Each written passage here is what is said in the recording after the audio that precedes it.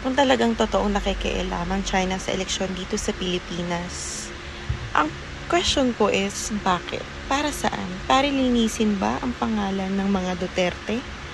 Para mas bumaba ang satisfaction rating at ang tiwala ng mga Pilipino sa presidente ngayon?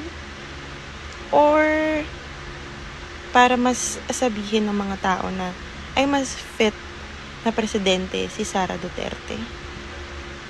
I think this kind of issue is solely focused on Sara Duterte, na mas credible siya na maging presidente, so on and so forth. And I don't think so. Kung sinasabi niyong hindi fit si Bongbong Marcos, mas lalong hindi fit si Sara Duterte. Alam naman natin lahat yan. The question here is, kung iboboto ko ba yung mga ini-endorse ng mga Duterte? The big answer is no. Unang-una sa lahat, bakit ako boboto ng mga rapist? Bakit ako boboto ng the son of God? Sinasabi niyang son of God, quote and quote.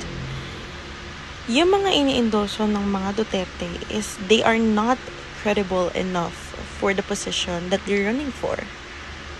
Hindi rin sila pro-Filipino. Bumoto tayo ng tama. Bumoto tayo na para sa pangkalahatan. Bumoto tayo na alam natin na may gagawin sa posisyon.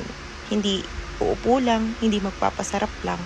At lalong-lalo na, hindi sila kukuha ng pondo ng bayan na sila lang ang makikinabang.